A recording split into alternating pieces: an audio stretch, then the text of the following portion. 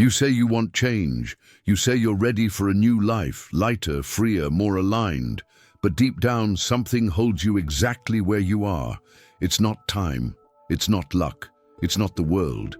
It's you. Your grip on what was, on what feels safe, even when it no longer makes sense. We all do this. We cling, we grasp, not because it's good, but because it's familiar. We'd rather sit in discomfort we understand than risk stepping into the unknown that might actually heal us. It's ironic. We ache for freedom while clutching the chains we forged ourselves. Chains made of old identities, expired dreams, relationships that outlived their meaning, and versions of ourselves we no longer recognize but are too afraid to release. The truth is, most of what keeps us stuck is invisible. It's not just the job you hate or the person you can't let go. It's the belief that without these things, you are nothing.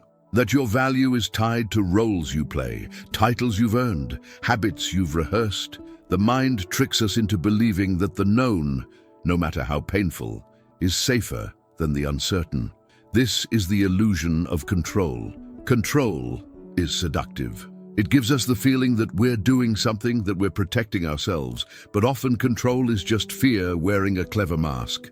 When we try to control everything, we disconnect from life's flow, from the very intelligence that could guide us toward what we really want, if we only allowed it. There's a story told in various cultures about how hunters trap monkeys. They place food inside a narrow-necked jar. The monkey reaches in, grabs the food, and becomes trapped, not by force, but by its own unwillingness to let go. Freedom is just a decision away, yet the fear of losing what's in its hand outweighs the desire to be free. That's us. That's you. That's me, holding tight to pain, to pride, to plans, even when it costs us our peace. And let's be honest, letting go is terrifying, not because we're weak, but because we were never taught how. We grew up in a world that rewarded holding on. Stick with it. Don't give up. Fight for what you want. But rarely were we taught to discern what's worth fighting for and what's just familiar suffering. So we end up with full hands and empty hearts, with lives packed with noise, cluttered with shoulds and what-ifs. We numb ourselves with distractions, always busy, always doing, just to avoid feeling the weight of what we're not letting go of. But what if stillness was the real key? What if silence, not strategy, was the doorway to clarity? Start here. Take one breath, not to fix anything, not to get anywhere, just to feel what's real. You might notice that beneath all your striving and gripping, there's grief. Real, raw grief for the things you thought would last, for the person you used to be, for the story you've been telling yourself that no longer fits who you are becoming. And grief is not a weakness, it's a portal.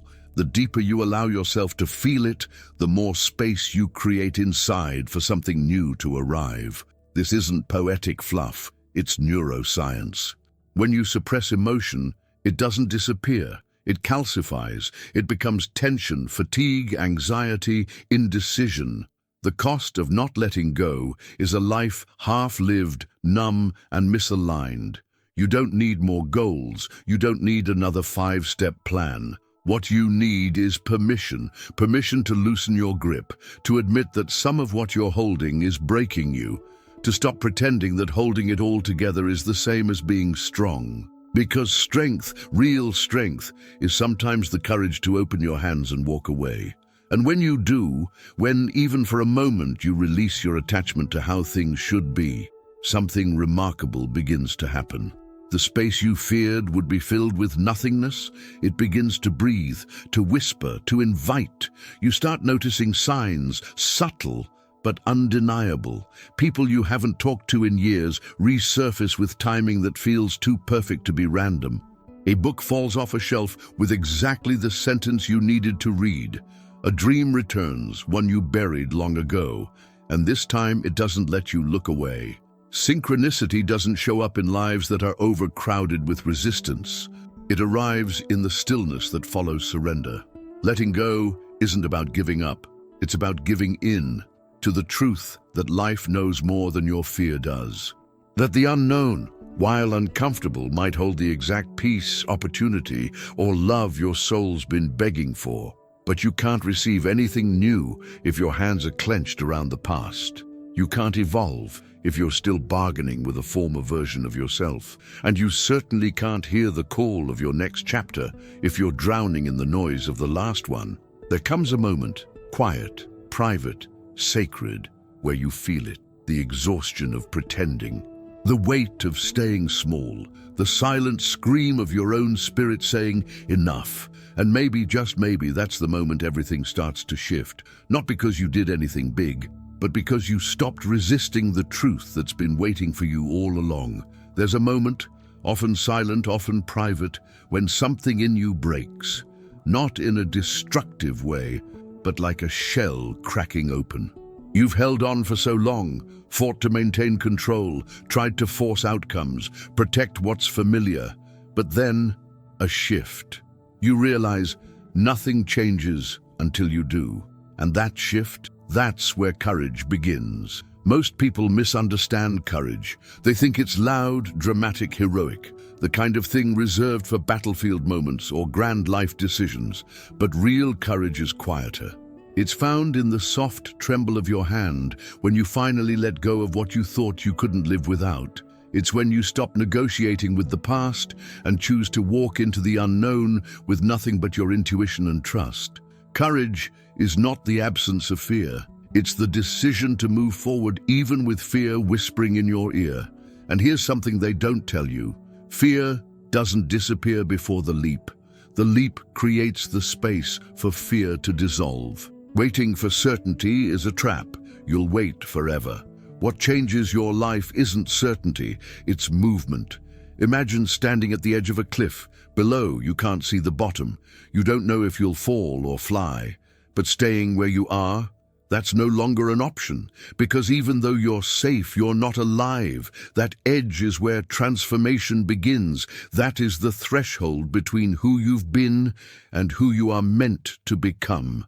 And the truth is, life won't force your hand. It will invite, whisper, offer subtle signs, but eventually, if you don't respond, it will shake you. Jobs fall apart, relationships end, plans unravel, not as punishment, but as redirection.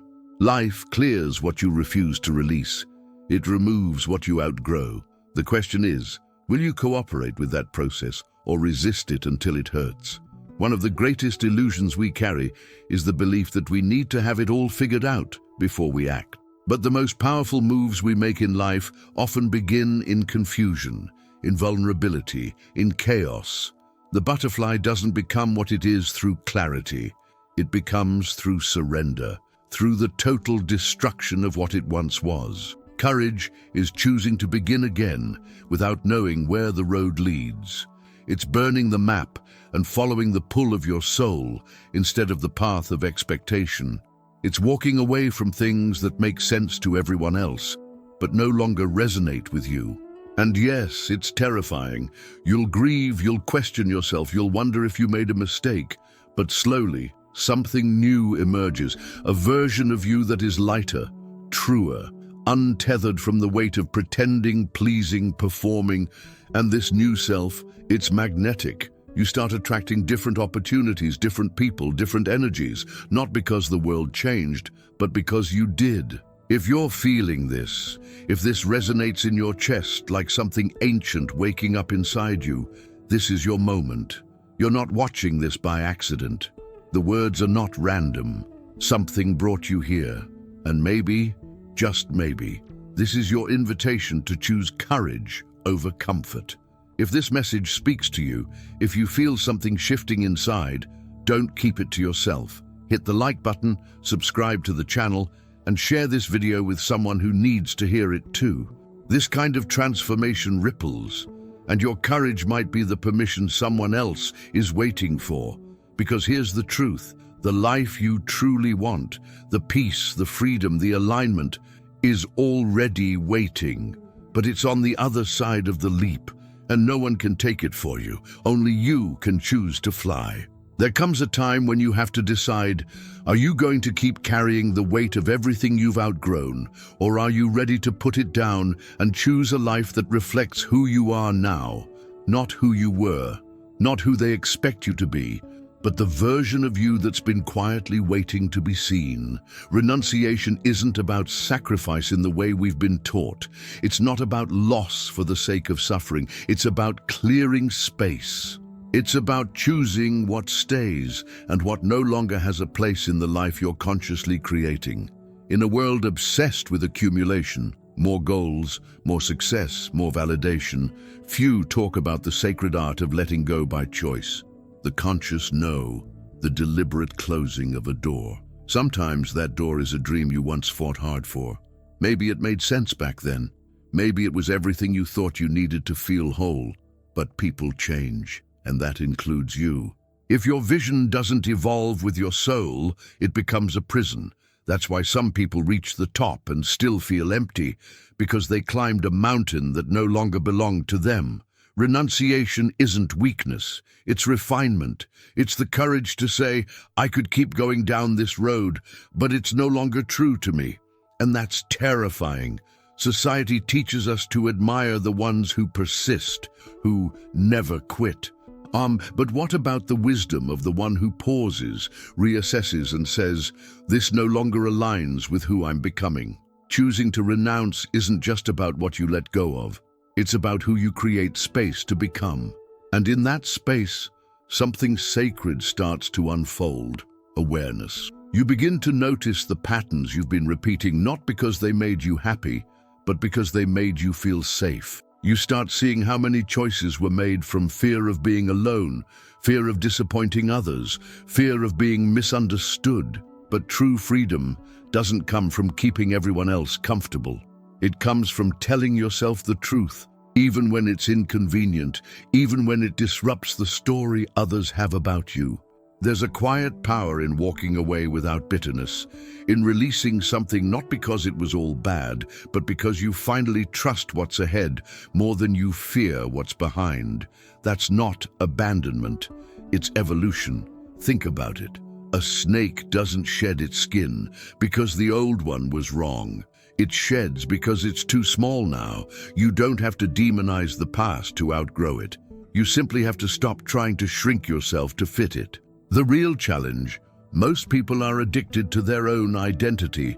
They mistake their roles, their titles, their patterns for their essence.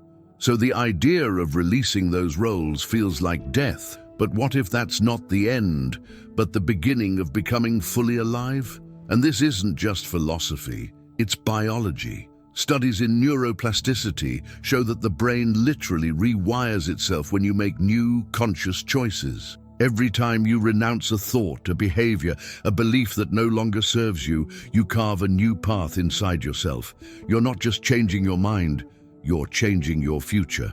So ask yourself gently but honestly, what are you holding on to out of habit, not alignment? What would happen if instead of gripping tighter, you leaned into trust? Renunciation is not about loss, it's about precision. About aligning your energy, your time, your heart with only what truly resonates. The rest, it's noise, it's weight, it's delay. And once you begin this process, something unexpected happens. Space opens up, not just in your calendar or your closet, but in your mind, in your spirit. And in that space, new possibilities begin to whisper. Subtle at first, then louder, the voice of your future self, calling you towards something deeper, something you won't want to ignore. Letting go doesn't mean you didn't love. It doesn't mean you're cold or indifferent or numb. In fact, true letting go often comes from the deepest form of love, the kind that recognizes when holding on begins to hurt more than it heals. We confuse attachment with connection all the time. We think if we let go of someone, a dream or an idea, we're betraying it. But there's a difference between love and possession, between care and control. Love sets free. Attachment grips tighter, afraid of loss, afraid of change. And often, the very thing we're afraid to release is the very thing that's keeping us stuck. Think about this. Have you ever stayed in a relationship, not because it was healthy, but because it was familiar? Have you held on to an old version of yourself just to keep others comfortable? That's not love. That's fear wearing love's clothing. There's a quiet kind of pain that comes from not allowing something to end. A relationship that's already emotionally over, but you keep showing up like it's not.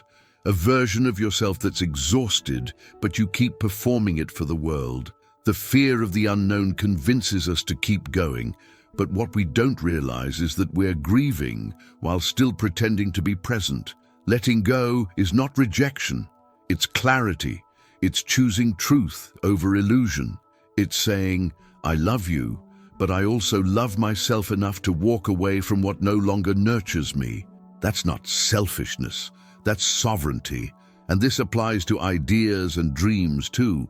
You can be deeply passionate about something and still outgrow it. You can dedicate years to a career and still feel your soul asking for something else. That doesn't mean the time was wasted. It means it served its purpose.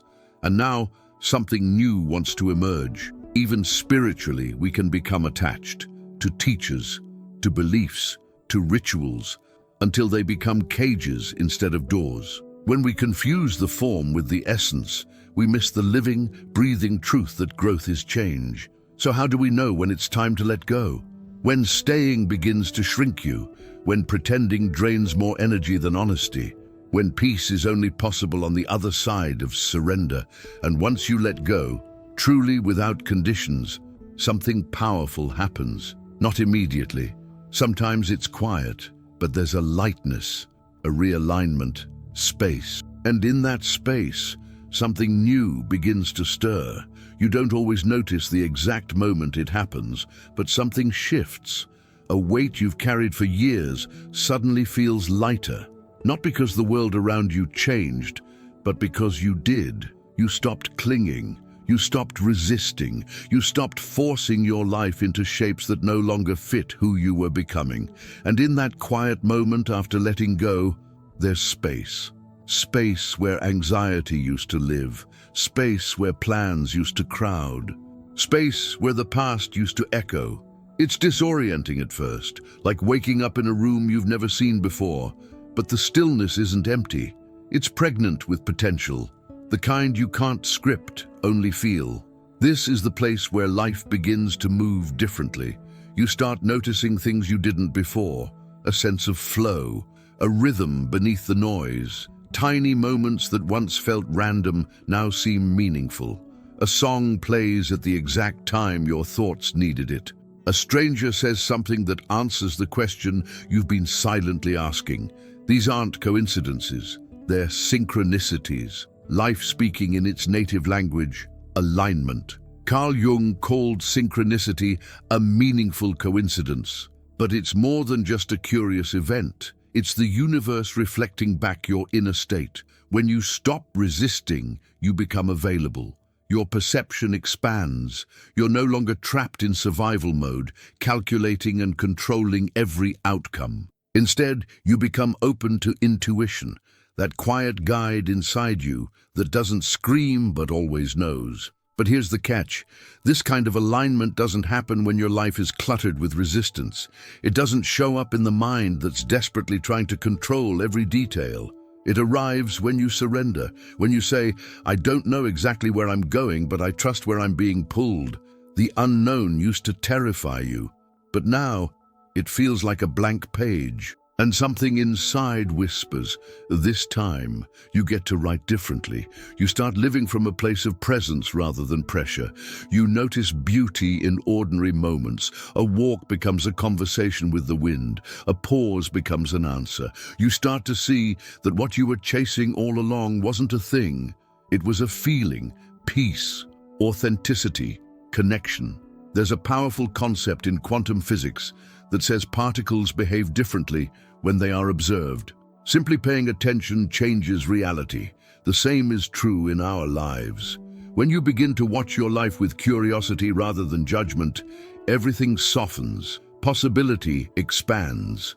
And just like that, the fear that once ruled you begins to lose its grip. Not because fear disappears, it never fully does, but because your trust becomes louder, stronger. And trust, unlike fear, doesn't need answers to move. It only needs presence. The version of you who tried to control everything might still whisper from time to time. That's okay. You don't need to silence that voice. You just don't have to believe it anymore. Because now you know. Freedom doesn't come from having everything figured out. It comes from trusting that life knows how to meet you where you are, not where you pretend to be. And the more you lean into that truth, the more life begins to unfold in ways you could never have planned, but somehow always needed. The life you longed for wasn't waiting in the distance. It was waiting in the release, in the quiet bravery of letting go, in the invisible threads of alignment that only appear when you stop gripping and start listening. And when that shift happens, when you finally stop asking, "What if I fall?" and start wondering, "What if I fly?" that's when everything begins.